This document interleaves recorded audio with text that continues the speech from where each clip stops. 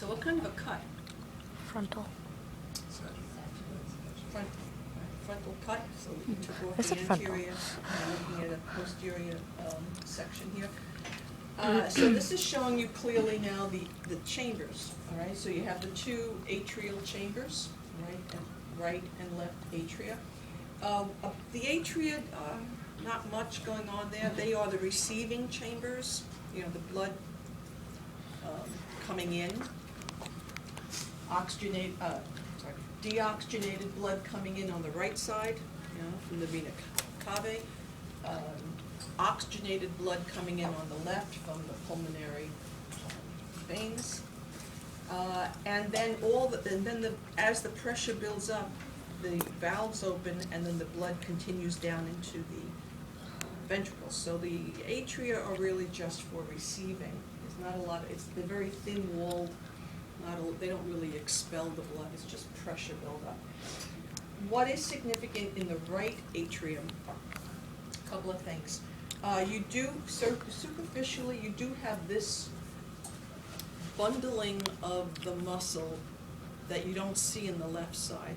This is the pectinate muscles. Right? Pectinate muscles are on the surface of the right atrium, not on the left. And it's not even the entire surface, because where it ends, and I don't think I even have it on here, but there's like a C, you'll see it on the models. There's like a C separation, a letter C, sort of like a curve. And that's the crista terminalis. And then, so on one side you see pectinate, on the other side it's smooth. All right, so it's just a way, something that you'll see on the models. So the crista terminalis would be like a C division here. The other couple of things about the right atrium, in addition to the superior and inferior vena cava coming into it, you also have the coronary sinus draining into it, which again still doesn't make sense to you, but it will. Right, so the coronary sinus is draining into it. You also have the sinoatrial node, which you don't see on here, but it would be like around here, the sinoatrial node. Again, we didn't do it yet, but just know it's in the right atrium. You also have in the wall between the atria, so there's like there is a definite wall. This is where the hole could be sometimes. It's like an opening. It doesn't close. And in that wall, in the baby, fetal development, there's an opening, again, because you don't need to go to the lungs, and then that closes, all right? So initially, it is the foramen ovale opening, and then it becomes the fossa ovale. So there is a depression in the interatrial wall that is the fossa ovale, because it does close. It's supposed to close. So that's it. The left atrium, not much. It's just the left, the pulmonary veins entering, bringing in the oxygenated blood. Okay, so when the blood fills and the volume builds and the pressure builds, it's going to open up the valves. All right, these are the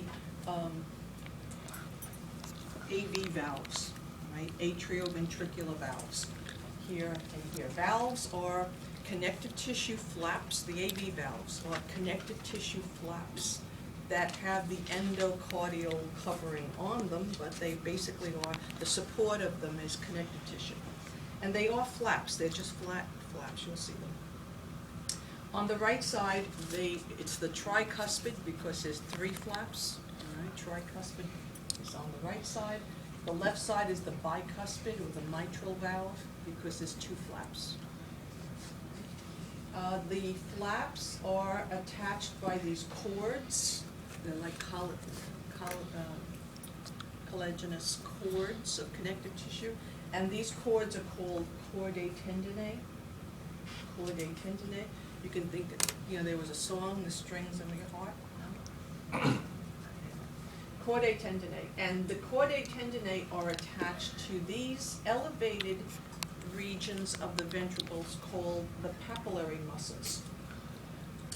Okay, the papillary muscles are these elevated, and they're very obvious. You'll see them. You will know a papillary muscle because it is attached to chordae tendineae. That's how you'll know them. Because the rest of the surface of the ventricles is also, it's not smooth. It's very,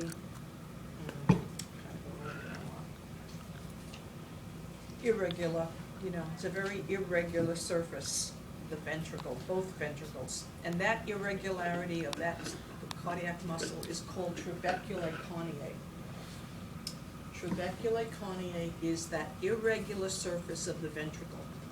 But the papillary muscle is even more irregular than that. It's a more elevated muscle, and it is attached to the chordae tendineae. The reason for this chordae tendineae,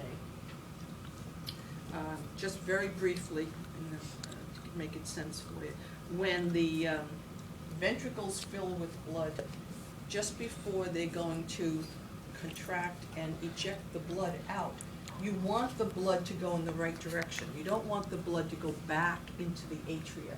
So the papillary muscles contract just a tad before the rest of the ventricle, so they're holding tight to the cords and the valves, so that the valves, as they're closing,